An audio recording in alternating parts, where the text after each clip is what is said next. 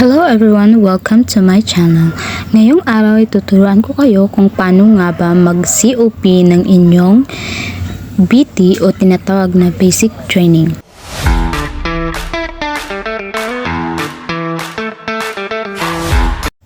Una ay pumunta kayo sa inyong Google.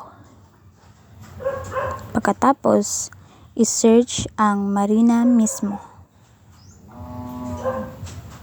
Pindutin ang nasa ibabaw ang Maritime Industry Authority. Kung wala pa kayong account sa Marina ay dapat unahin nyo munang gumawa ng account para makapag-sign in kayo. Pindutin ang sign in. Ilagay ang email address at password ng iyong Marina account. Pindutin ang I am not a robot at enter. Pindutin ang select transaction at pindutin ang parang certificate sa ibabaw. Pindutin ang issuance, select class COP at select function BT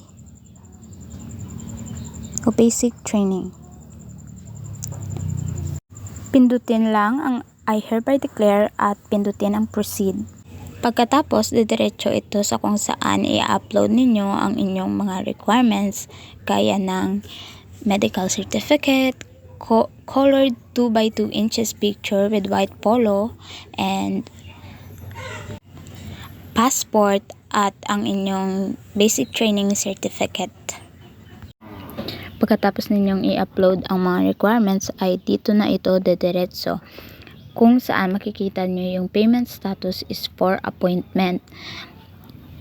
Ang ginawa ko is nag-COP ako ng BT at SDSD, pero kapag BT lang ang inyong ipa-CCOP ay 130 lamang ang bayad.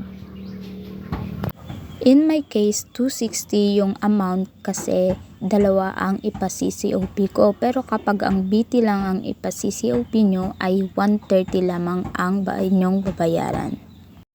Sunod na gagawin ninyo ay pindutin ninyo ang for appointment sa ibabaw ng cancel application. At dito, pipili kayo ng petsa kung kailan ninyo gusto o anong araw o oras ninyo gusto i-evaluate ng Marina ang inyong COP. Pagkatapos, pindutin lamang ang proceed at okay na ito. Pagkatapos ninyong mai-proceed ay babalik ulit ito dito at yung payment status ay mapapalitan na ng for final evaluation at hintayin nyo lamang na ma-evaluate ito ng Marina.